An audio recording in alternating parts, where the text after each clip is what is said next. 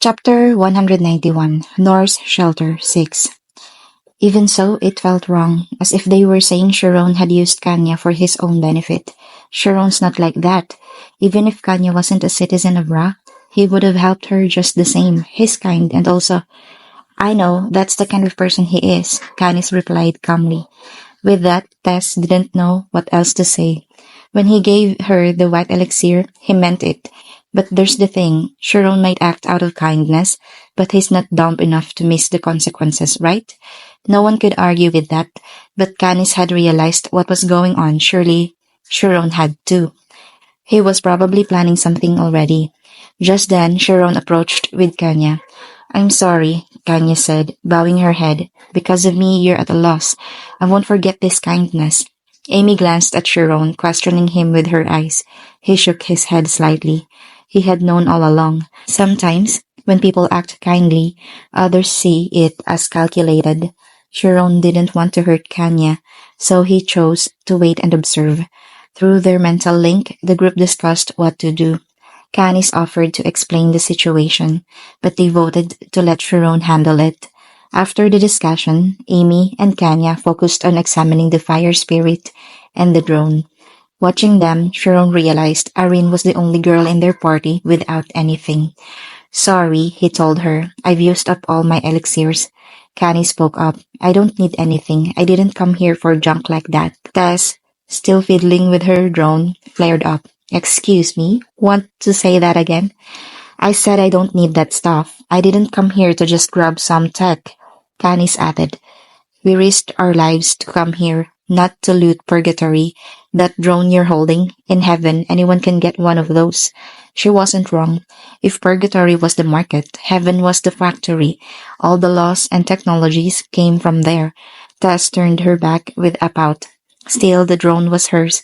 Even if heaven had cooler stuff, it didn't matter if you couldn't get your hands on it. Feeling better again, she stroked the drone, but she was curious about how it worked. She gently shook and tapped it, but it didn't respond. Kanya, how do I use this thing? You said it's new, but it's not turning on. Let me see it. Kanya examined the drone, and her face turned troubled when she saw a steel band around its engine.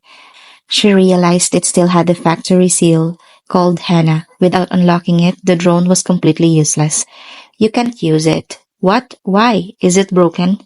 No, it's the opposite. It's brand new. See the symbol on this steel band? That's Hannah. It's a seal, and it can only be removed at the factory. Tess looked heartbroken. She had paid a white elixir for what was basically scrap. Now Sharon understood why the seller was so eager to sell it. They hadn't mentioned the seal at all. Amy snatched the drone. Give it here. I'm getting a refund. Selling sealed equipment without warning us. That's fraud. You're right, a voice said behind her. It was the merchant. Walking up with Clove, he admitted the scam so easily that Amy was stunned. Everyone waited to hear what he'd say next, but instead of talking, he pulled out 3 yellow elixirs. What's this? The real value of the drone. Sure, I took profit, but even at auction, you couldn't get it cheaper. All mecha gear comes sealed. I should have told you. I'm sorry. Irene confirmed he was telling the truth.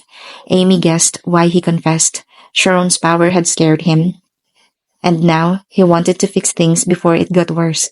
At least take this, the merchant said. It's not much, but I'm not trying to cheat you. I came to purgatory from heaven, hoping for a better life. I still have pride.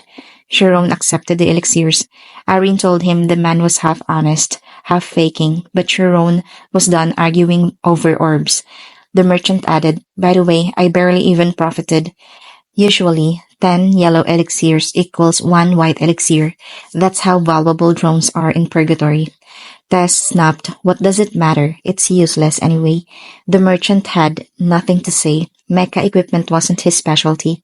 He didn't even know how it worked. But Amy caught on to something. If drones are valuable, doesn't that mean someone must know how to unlock them?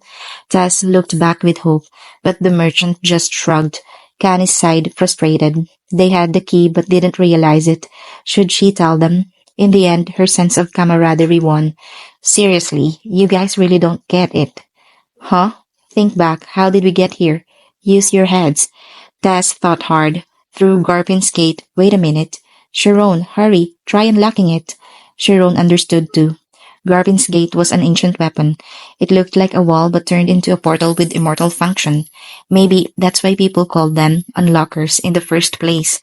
He took the drone, placed his hands on it, and focused. It started to glow. The merchant's eyes widened in shock. Red markings appeared as the Hannah seal began to break. The pattern was different, but it was the same process as Garvin's gate. With a soft ping, the seal dropped off and light streamed from the cracks. Grinning, Sharon lifted the drone. Whoa, it actually worked! But his smile froze. Everyone in the North shelter was staring at him. Kanya, Rena, Clove, even Godrock looked stunned. Whispers broke out. Arin reached out with telepathy and confirmed what they were saying. Nephilim. The word kept repeating in everyone's minds. Nephilim. Sharon grew uneasy. Was that good or bad? Arin said their emotions were a mix of awe and fear. Kanya made eye contact and flinched, realizing it was disrespectful. She dropped to her knees. As a citizen of Ra, I greet the Nephilim. Sharon was totally lost. Godrock approached, more serious than when they were being hunted. So, you weren't cast into purgatory. You entered through the gate. I don't get it. What is a Nephilim? In this world, only angels can freely travel between heaven and the mortal realm. One of their missions is to conceive a savior for the earth. But it must be with a virgin. That's called the virgin conception. The child born from that union is a Nephilim. In heaven, they are known as those who are free from law. Sharon remembered the priestesses at the Kurgan banquet, the ones said to bear a child of angelic blood. Still, it didn't make sense. He wasn't a Nephilim. If he were, why did his mother abandon him? Also, just having immortal function shouldn't make him a Nephilim. Not all unlockers were from the same bloodline. Someone would have proven that by now. Nephilim are above law. That's why citizens follow them. They've reached the highest status a human can achieve. Sharon didn't like it. Just because an ancestor was special doesn't mean others should worship you. And he had worked hard to unlock immortal function. It wasn't a gift, it was earned. Whatever, knowing this doesn't change anything. True, this is the land of heretics after all. But why are you in purgatory? Were you sent on a mission from the angels? Sharon realized angels connected heaven and earth. Maybe that was their true role. Yes, we came here to enter heaven. We have something to deliver. I thought so, but why come to Norse shelter? Sharon turned slightly. Kanya looked away, blushing. Her heart was pounding. Sharon wasn't a heretic or impostor. He was a true Nephilim who defeated the demon horn and brought back the Epines. Sharon tried to calm her down. No need to be nervous. I didn't even know I was a Nephilim. Just treat me normally. But how? Amy stepped in, a little annoyed but agreeing. Yeah, act normal. Even if Sharon is a Nephilim, the rest of us are still heretics. You don't have to be polite just because we are. But Kanya disagreed. Anyone who walks with a Nephilim can't be a heretic. Nephilim are tied to angels, and that connection changes everything. Still, she couldn't argue with the higher laws, so she chose to follow Sharon's lead and relax. But her heart still trembled. Tess didn't care about Nephilim or whatever. Sharon was Sharon. She grinned and turned her attention back to the drone. Just hearing its hum made her heart race. Kanya approached and held out her hand. Here, I'll show you how to use it. The drone worked by using the human brain as its control center. With retinal vision, it fed data directly into the user's eyes. Depending on conditions, it could fly up to 10 kilometers from the user. To use it, you need to set a personal code. It uses a unique frequency, but only mecha engineers know the full details. Anyway, press here and then, as she touched the initialization button, the hemispherical drone broke into its separate parts. She placed it on Tess' head. With a soft mechanical sound, the drone tightened and began reading her brainwaves. End of chapter 191. Chapter 192, Norse Shelter 7. After 30 seconds, the drone signaled that it had saved the data. It scanned both of Tess' eyes, then sent a signal to her left one. Tess gasped. Overlaid on her real-world view was what the drone was seeing. It was incredible. This ability alone was worth a schema.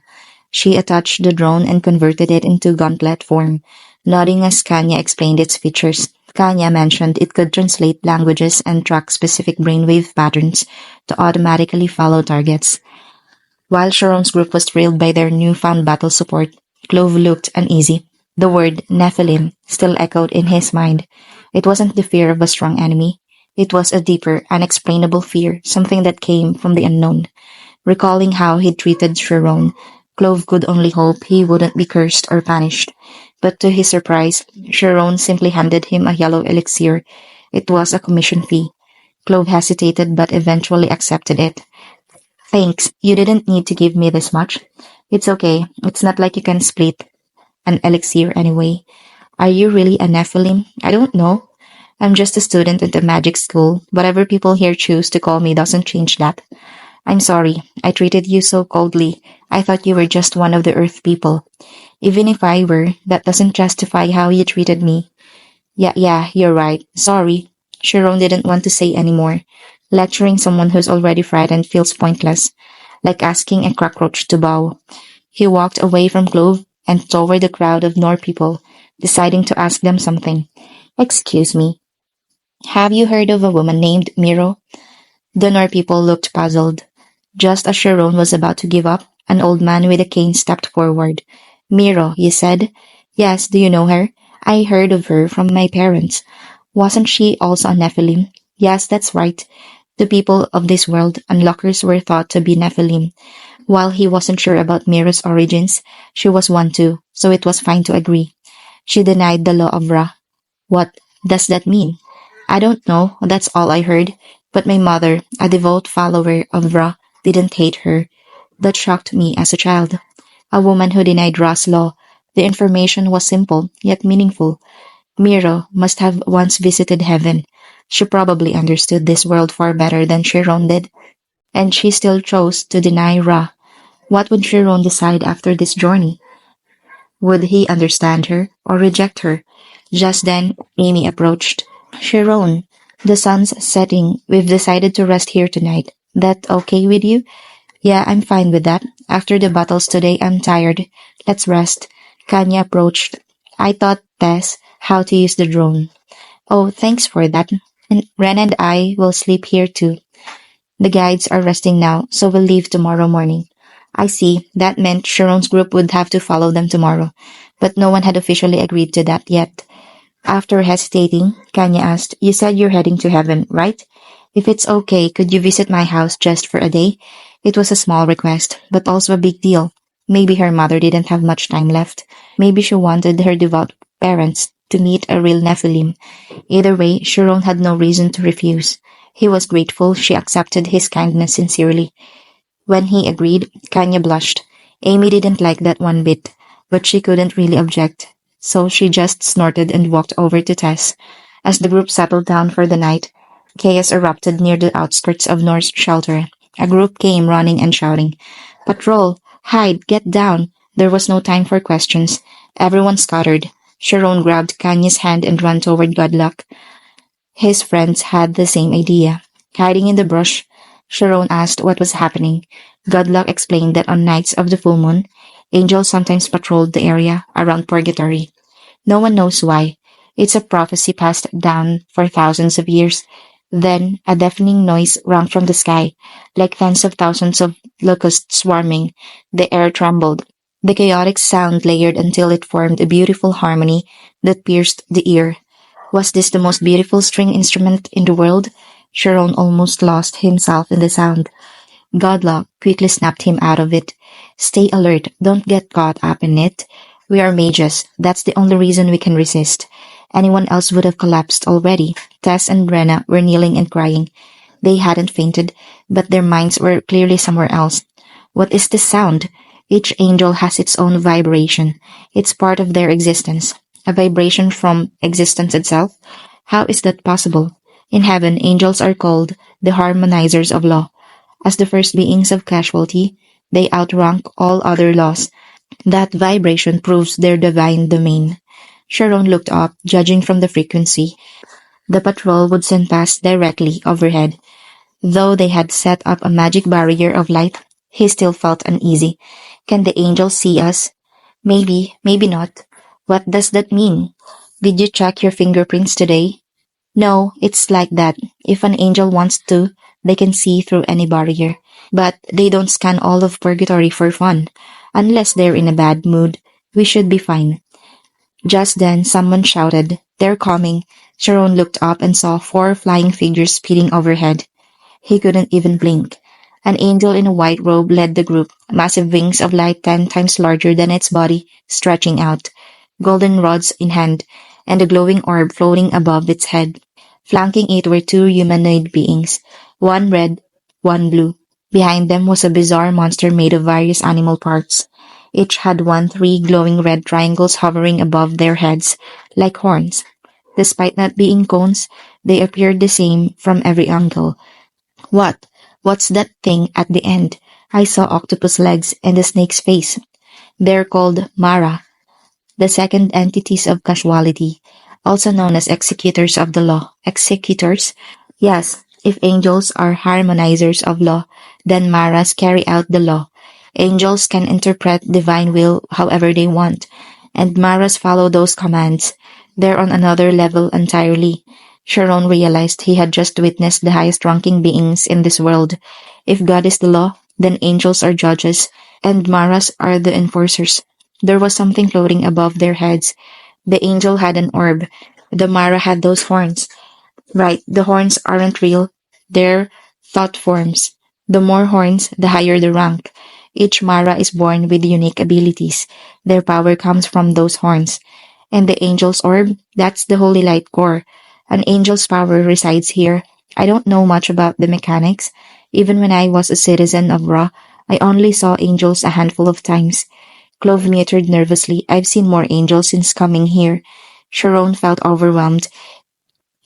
If angels were real, did that mean unlockers were really Nephilim? Was mirror scale magic actually an angelic power? His head started to ache. He had learned so much in just a few days, but the puzzle was too massive to see the full picture. Eventually, the angels left, and the moon rose, enormous and eerie, like it could be touched from a mountain top. The Norse people, they came to an end. Sharon rented a 12-person tent with his friends and lay down.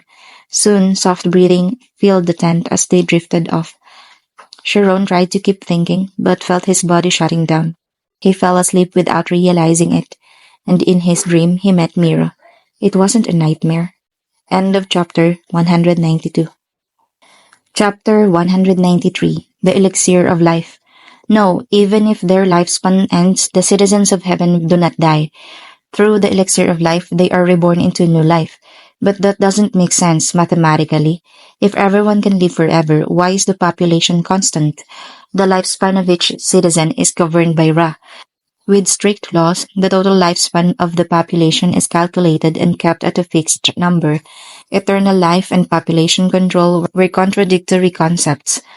In the end, the key lay in the elixir of life. But like Gadrak, Kanya also avoided explaining it. Whether believer or heretic, it seemed the elixir of life was something too sacred or taboo to talk about. A contradiction. The elixir of life, as Sharon imagined it, was a massive contradiction.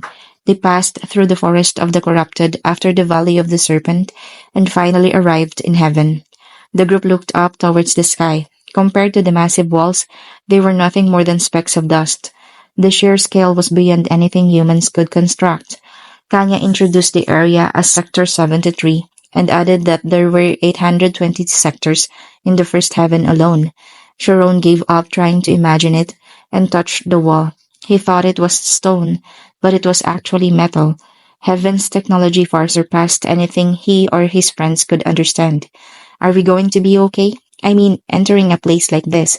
We should be fine. We are Nephilim after all, but I can't guarantee it. Then how about climbing over the wall instead? It seemed impossible to climb a wall that reached the sky, but there were no other ideas. Kanya shook her head again. No drones are allowed in Heaven's airspace unless they have flight clearance. Otherwise, they'll be shut down. It's never happened before, but my grandfather once told me about it, and sneaking in is impossible anyway. Why? It doesn't look like there's even a guard at the gate. It's not about being stopped. It's a matter of law. Everything that happens in heaven is managed.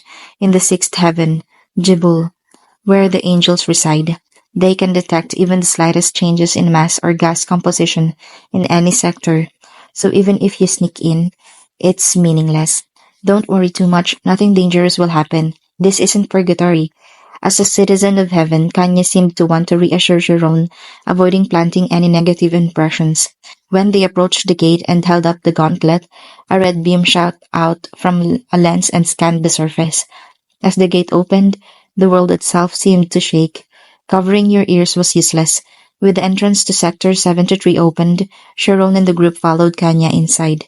The gate closed, and the lens sparkled again. The updated information of Sector 73 was transmitted to the sixth heaven Jibul.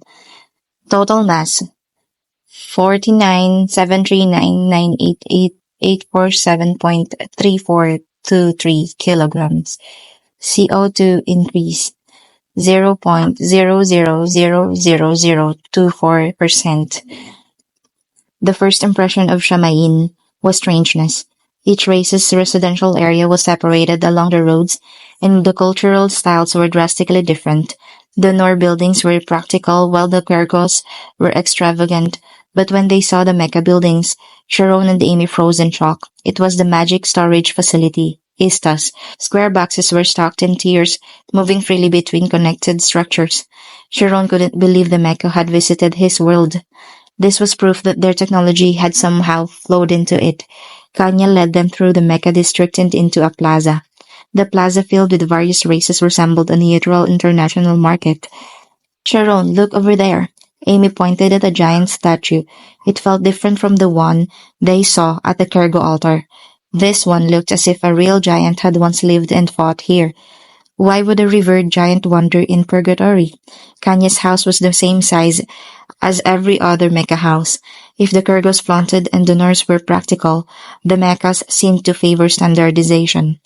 When they entered Kanye's home, the building floated up 4 floors. Despite its inhuman structure, the interior felt cozy. Kanye's parents stood up from the dining table in shock. Sharon had expected to see elderly faces, but they looked much younger. Kanye's mother hugged her daughters and shouted, "Where on earth have you been? Do you know how worried I was?" "Sorry, we had our reasons." "Who are these people?" "They look like Norse. We went to the Norse shelter. We got this." Kanye held out the potion, and her mother's eyes trembled in shock. She had never told anyone about it. How did her daughter know? It's a stimulant made with Nor magic. Drink it before the elixir of life." "Rena, why did you do this? I never wanted something like this." "So you want me to just stand by and do nothing? Didn't you go to purgatory yourself to get medicine for Grandpa?" "Who told you that?" "Grandpa did. That's why he could smile until the very end when he entered the elixir of life." "Isn't that enough? Isn't that what family means?" "Then, what do you want me to say?" "You know my lifespan was shortened just to get that medicine. How do you think I'd feel if my daughter did the same?" Their father finally stepped in with a heavy expression. "Enough, both of you. What's done is done. What matters is that you're safe." He turned to Sharon and the others. "So, are you heretics from the North Shelter?" Kanya introduced them. "No, they're from the land of Earth. They saved Rena and me, and they helped us get the medicine. If it weren't for them, we might have died. No parent could treat someone coldly after hearing they saved their child." The father invited Sharon and the others inside, while the mother prepared a meal. Kanya explained what had happened in purgatory. When they revealed Sharon was a Nephilim, both parents fell to their knees, making the living room chaotic. Only after much pleading did the parents agree to treat them more comfortably. "I see. Thank you for helping Kanya and Rena. But you should leave this place soon. Even if you're Nephilim, people from the land of Earth won't be welcomed here." "No, we're planning to go to the seventh heaven." The sacred land of Aravoth was considered so holy that merely speaking of it was blasphemous, but Sharon was free from the laws and could speak his mind. "But there's no way to get to the seventh heaven." "Then we'll have to find one. But more importantly, I'm curious about this place loss. What does it mean to lose lifespan?" "It's just as it sounds. Citizens are assigned a lifespan at birth. Kanya's is 62 years. Rena's is 73. "Huh? But Rena's the younger one. Why does she have a longer lifespan?" "Lifespans can change. Rena once sang a hymn beautifully when she was young and earned an extra 10 years. But the real issue is my wife. Her lifespan is 43 years and 247 days. She has only one day left." Sharon's heart dropped. Who in the world knows the exact day they'll die? Just imagining it was terrifying. Still, Kanye's mother smiled, believing she would be blessed by Ra. She lost 20 years for venturing into purgatory when she was young. That's why tomorrow she will undergo the elixir of life. Changing someone's lifespan was cruel. Sharon couldn't believe it was possible. If Ra controlled lifespans, how old was he? Heaven had existed for hundreds of thousands of years. Maybe Ra really was a god. What exactly is the elixir of life? I suppose no one's told you yet, but I guess that makes sense. It's not something you need to know, and you're a Nephilim. You're free from the laws. It doesn't concern you. I still want to know. Maybe if I understand it, I'll come up with a better solution. Well, in that case, just as the father began to speak, a clear voice echoed from outside the window. All citizens, kneel before me. I am Fiafi, representative of the Mecha race. Sharon and the others jumped up. It was like a voice amplification spell. What surprised them more was that they could understand the language automatically. It was a telepathic ability cast without a channel, only through voice. If it was magic, it was extremely advanced. So she came after all. A fairy. A fairy? Like the kind I know? Sharon thought of the fairies from his original world. Kanye's father misunderstood and nodded. Yes, a being who enforces the laws. Giants uphold them, but fairies carry them out. They're like internal administrators. She probably came because of what Kanya and Rena did. What should we do? If you're a Nephilim, don't worry. You are free from the laws. But whether she'll acknowledge that is uncertain. She's got a peculiar personality. Why haven't you opened the door yet? The fairy's voice came from outside. This was the fourth floor, and Sharon knew fairies weren't supposed to fly. But when the father opened the door, a small creature fluttered inside, shattering Sharon's expectations. It was a tiny girl, no larger than a palm. She had curly blonde hair and a perfectly symmetrical face, wearing green boots that reached her ankles, and her transparent wings fluttered at invisible speed. As Kanya's family knelt, Sharon and his group followed suit. Hovering in the air, Fiafi lifted her chin. I am Fiafi of the Spiral, the fairy. I have come to conduct the citizen trial personally. Fairies were conceptual beings born from pure energy like jack-o'-lanterns, not bound by physical nature. They were singular concept entities. As such, fairies had intelligence and the ability to control the concepts from which they originated. And now, I shall execute the law. Kanya and Rena, did you go to purgatory? Yes, we did, Kanya replied. Her parents shut their eyes tightly, but Kanya remained calm. She had been prepared for this since before leaving heaven. What worried her was Rena. I'm sorry, I wanted to prepare delicious food for my mother before she entered the elixir of life. So we hunted in the forest of the corrupted. Since the Cargos could freely enter purgatory, she hoped using the excuse of hunting would lessen the punishment. But Fioffa didn't care about citizens' personal reasons. She pushed hard. Humph, how dare you lie? What good is food for a citizen who dies tomorrow? Kanye's mother finally shed tears. Even if the elixir of life was a blessing, what creature doesn't fear death? Fioffe had struck the nerve. Sharon felt anger welling up. Citizens called the elixir of life a rebirth. But what came out of this internal administrator's mouth was clearly a death sentence. It wasn't just a threat. Sharon could sense there was no malice in Fioffi's voice. It was like a child's expressing honest emotions with innocent cruelty. In any case, I will now pass judgment.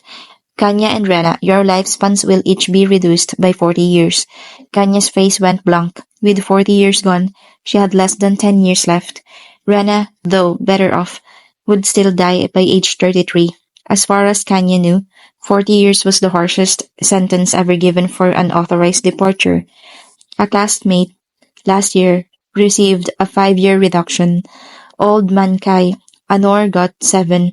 Even her mother, considered the unluckiest case, only had 20 years caught. But 40? It was unthinkable. Even if she could accept it, what would happen to Rena? End of chapter 193.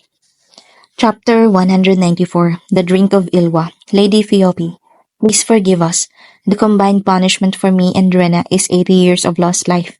I dragged my sister into this. Please, at least spare her. Why are you upset over 40 years? You wouldn't live past 60 anyway. You can do a lot in just 5 years, right? To fairies, who live for thousands of years, 40 years seemed like nothing. They couldn't understand how precious a short human life could be, just like a person couldn't understand how important a single hour is to a mayfly who only lives for a day. Phoebe, the fairy judge, was only a year old herself. For her, death was something to think about maybe 1,000 years later. Kanye's mother dropped to the floor, pleading. She knew the new judge was inexperienced, but she never imagined such a cruel verdict. Lady Phoebe, as a law enforcer, you must know that no other fairy has ever punished anyone this harshly. Even I only lost 20 years. Please reconsider. What, you think just because I'm only 1 year old, I don't know things? I know the rules. A judge can reduce up to 50 years of life. I have the right. Are you challenging my authority? If your ruling is serious, then please give us a reason we can understand. Fine, here it is. Leaving heaven without permission costs 20 years. The other 20 is for bringing outsiders, heretics, into our land. Happy now? She pointed at Sharon's group. Although she hadn't received an official report, she saw them herself, so she felt justified. They are not heretics. That boy is a Nephilim, Kanya argued. Nephilim? Phoebe stared at Sharon, surprised. Nephilim were descendants of angels, and they were above the law. Fairies like her couldn't punish them. Still, Phoebe didn't back down. She thought of the bullying she endured from senior fairies for being the youngest of the 48,000 fairy officials. If she lost authority here, she'd be laughed at forever. So what if he's a Nephilim? The others aren't. Bringing outsiders is still a crime. But they're his companions, Kanya's mother said. Calling them heretics goes against the law. Silence. How dare a commoner lecture a law enforcer? I carry out Ra's will. Opposing me is opposing God. Then Sharon stood up. Wait a second. Phoebe turned to him with arms crossed. Trying to interfere with justice, that's a crime. No, I just want to clear a misunderstanding. We weren't brought here by her. We followed her in. That's different, right? Followed her? What do you mean? We met her outside heaven and just entered when the gate opened. I can go anywhere I want. I'm a Nephilim. We just came to her house for dinner. So neither Kanya nor Rena are guilty of anything. Who would believe that? Then prove it's a lie. Show evidence. Heaven's mech systems could track changes, but not emotions or intentions. It couldn't prove relationships, especially with a Nephilim involved. Phoebe hesitated, her eyes shifting. Fine, I'll restore 20 years to Kanya and Rena, and allow the Nephilim to stay, but the rest of you are heretics. I'll punish them now. You, state your name. She pointed at Irene. Irene didn't answer. Somehow names were needed to reduce someone's lifespan, but she was no fool. She wouldn't offer hers up. Why should I tell you my name? You dare? You don't know the power of fairies, heretic. Sharon frowned. Do you even understand what a life means? You'll die someday too. Not like humans. I've only lived 1 year. I have centuries left. Sharon scoffed. Everyone's future comes eventually. That's why we respect the dead and cherish the living. Phoebe didn't seem to understand that concept. All right, if that's how it is, then if not giving your name, you'll all be judged by someone higher than me. And Kanya and Rena, for hiding heretics, will lose another 30 years, bringing the total to 50 years. Kanya's family was devastated. Losing 50 years meant Kanya would die as soon as the sentence was enforced. Even though the final order would come from higher-up fairies, once the report was filed, it would be too late. Phoebe, feeling satisfied with her justice, turned to leave, but she stopped mid-air. Rian and Tess blocked the door. Sharon and Amy moved to trap her. Are you trying to fight me, a fairy? Why not? You're just a little bird to catch. Oh yeah, try it. Phoebe glared. Rian, holding a giant sword, felt her arms twist unnaturally. Even Tess, just by touching Rian, felt the same pain. Haha, keep this up and your arms will snap. As a fairy born from the spiral Nation, Phoebe controlled all things related to twisting. Even Rian, with all her strength, struggled. But Rian began to move as her brain overpowered the distortion. Her sword swung and the spiral magic broke.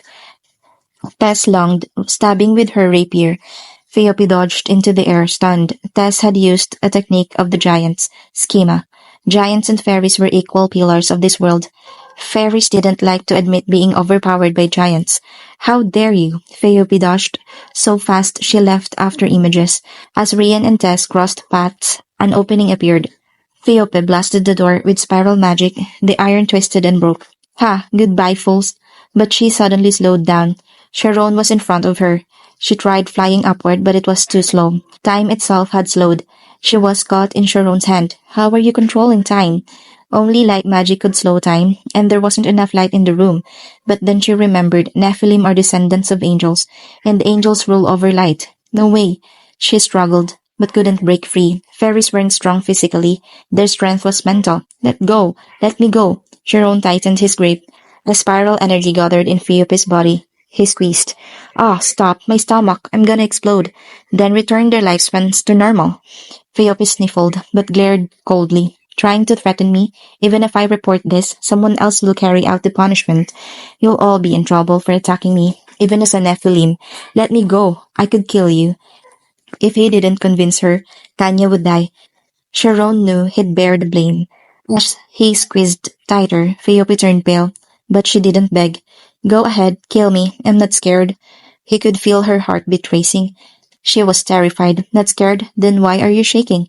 Destruction is terrifying for everyone. Don't compare me to you humans. Then die. Kill me. I'll gladly die. Sharon raised her. A slam to the ground would end her instantly. She trembled harder. Just imagining her small body breaking made Sharon feel sick. Phoebe cried bitterly. She was only a year old, with dreams of becoming the top of the 72 fairy ranks. Now, all of that was over. Her tears fell on Sharon's hand. He winced. How could he accept a world where even life's value was controlled like this? You're scared, yet you choose death? Why? Why can't you think differently? Humph, a human like you would never understand. But I won't beg. I'll never surrender to a human. Fine. If you've given up on living, then I'll take your life myself. Phoebe's face was drenched in tears. She wished he'd spare her. But if he said he would kill her, what should she do? Should she kneel and beg? A law enforcer kneeling to a citizen? Go ahead, kill me, do it. But if you ask me to spare you, I will. End of chapter 194. Chapter 195, The Ritual of Unity. Sharon's words stunned Piopi. She couldn't understand what was happening in her heart. The moment she felt hope that she might live, the strong emotions that had been controlling her began to vanish like a dream. Are you mocking me? What do you gain by humiliating me like this? Mocking you? Don't be ridiculous. It's only natural to save someone who begs to live. Because I want to live too. And because my life matters to me. I know how important someone else's life is as well. Sharon hadn't fully decided to spare Piopi. He was still unsure what his final decision would be. But he remembered Kanya and Rena. He couldn't let them die because of this. I'm going to count to 3. 1. His grip on Piopi tightened. 2. Save me, Piopi whispered, barely audible. Sharon didn't let go. And just before he could say 3, Piopi shouted, eyes tightly shut. Save me. I don't want to die. Please save me. Sharon released her. Piopi flew upward, trembling. Her face flushed red as she angrily snapped. You think you'll get away with this? What did I do? You tried to kill me. I did, just like how you tried to kill Kanya and Rena. People couldn't argue. As a law enforcer from birth, she had never really considered the weight of a citizen's life. But now that her own life had been in someone else's hands, it felt very different. Death was terrifying. Life was sweet, even for a fairy who lives for 10,000 years. Kanye's mother was wronged too. Restore her lifespan as well. Piopi frowned in frustration. I told you, only the upper ranks of the 72 class fairies can alter the book of lifespan. I can't reverse a decision that's already been made. Then at least fix Kanya and Rena's verdict. That much you can do, right? Piopi thought for a moment, resting her chin on her hand. Fine. I'll reduce it to just 1 year cut. Sharon laughed bitterly. Sure, it was better than nothing, but her judgment seemed wildly inconsistent. You just make up the rules as you go. You're complaining even when I help. Want me to raise it back to 20 years? That's not the point. Don't you think there should be a proper standard for judgment? And I'm that standard. I'm the law enforcer. You're really dense, aren't you? Sharon stopped arguing. It was clear now. Fairies were fundamentally a different kind of being. Their minds worked more broadly than humans. Where humans broke love, into many categories. To a fairy, love was just love. Piopi was certain in her role. Now that she knew how scary death was, she figured 1 year punishment was fair. But it made sense. She couldn't make more little judgments like 2 years and 3 months. After all, she was only 1 year old. Satisfied now, I've got work to do, so I'm leaving. You're not going anywhere. You still haven't fixed Kanye's mother's case. P.O.P. glared at Sharon. How am I supposed to do that? I wasn't even born when it happened, and I'm the lowest ranked among the 72. I don't have the authority to change the records. Then at least tell me how. You're a fairy, you must know something. Until you tell me, you're not going anywhere. P.O.P. was bratty, like the spirit of the spiral, but being young, she wasn't too hard to handle. You think you can stop me? No one can interfere with fairy law. That's the rule. You know, this isn't fair. Life is precious. Cutting 20 years off someone's life just like that. It's not right. Piapi's eyes welled with tears. Truthfully, she didn't know either. To judge the fairies of the law from a personal point of view, she figured she'd need to live at least 600 years. Why are you blaming me? I'm just doing what I'm told. Didn't you say you're the law enforcer? Confident earlier, and now you're running away? Oh, what do you want from me? What do you even want to know? Tell me what the ritual of unity really is. The ritual of unity, it's a sacred rite. It refines the laws of the citizens and gives birth to a new life. P.O.P. answered proudly, but to Sharon that sounded too polished and vague. What does that even mean? Be specific. What is it for? How does it happen? What are the actual steps? Oh, you're so annoying. P.O.P. clutched her head. The ritual of unity was just something she knew by instinct, never examined closely, but there was one option left, memory sharing. Her eyes lit up. If you really want to know, there's one clear way. Mental resonance. Fairies can share memories directly. I'll show you what I remember about the ritual. That work for you? Mental resonance was risky. P.O.P. didn't seem malicious, but she wasn't exactly a friend either. Irene spoke through the mental channel. It's okay. Someone like P.O.P. I can handle. Are you sure? Even if our defense is strong. What about unauthorized magic techniques? She's emotionally immature. I'll detect any weird patterns before it triggers and knock her out with a shock. It seemed Irene and the others had dealt with forbidden magic before. Trusting her judgment, Sharon nodded. Fine, show me your memory of the ritual. All right, starting now. P.O.P. activated the memory sharing magic. They entered P.O.P.'s memory. 1 year ago, in a plaza, a giant statue stood tall. Citizens were completely silent. Sharon called his friends from different points in the memory. They moved like ghosts, invisible to the crowd. It was vivid and real, despite being someone else's memory. They walked toward the statue, and what they saw was shocking. Multiple hoses were attached to the giant statue, leading to 8 large glass capsules. People silently watched, but some were crying. It felt holy and terrifying at once. A priest-like figure, a Kerguin, prepared the ritual. 8 citizens stepped forward. 7 elderly, 1 a young woman. Sharon noticed their trembling smiles, the fear in their eyes. They were clearly thinking about death. The participants entered the glass tubes completely naked. As black liquid filled the tubes, families ran forward in tears, pounding in the glass. Meanwhile, the rest of the citizens bowed to the ground, chanting, Ankera. Parents, grandparents, children, all dragged away by guards. The people in the liquid smiled. Were they about to drown? No, it was much worse. Inside the black fluid, their bodies began to dissolve. Sharon recoiled in horror. It was the most grotesque thing he had ever seen.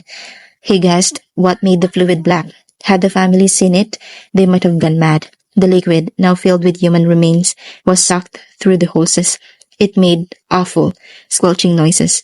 The chanting of Ra grew louder. Once the tubes emptied, not even a single chunk remained. Just moments ago, those people had been smiling. Now they were gone. Sharon followed the hoses with his eyes. His body trembled. They connected to the statue, and then 8 human-shaped blobs dropped from the bottom of the statue. What was inside that statue? The chants of Ankera reached the heavens. Suddenly, the statue trembled violently. Everyone went silent. The tubes were empty. All of it had gone into the statue, like a mold poured in to form something.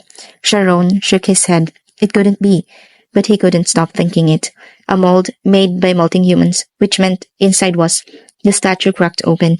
A giant foot stepped out and shook the earth. Sharon gasped at the sight of the giant, dripping in jelly-like fluid. Its face was distorted, barely human. Arvin spoke faintly through the channel. They couldn't mentally link with the giant because multiple minds were mixed inside it. Was it still those 8 people, or something else entirely? Citizens begged for mercy. The giant born from law had the right to punish sinners. Even if it crushed someone, it would not be at fault. Those who met the giant's eyes foamed at the mouth and collapsed. It was the eye technique pressing. Sharon shuddered. This was the origin of schema, the technology of giants. The prototype schema, formed by overlaying many human blueprints, came from this ritual. They followed the giant out of the city gates. It was headed for purgatory to eliminate threats. Afterward, it would return to the fifth heaven by Rascal. Families sobbed, "Mom, Dad, Grandpa." The giant flinched, hearing the voices, but it didn't look back. It just kept walking.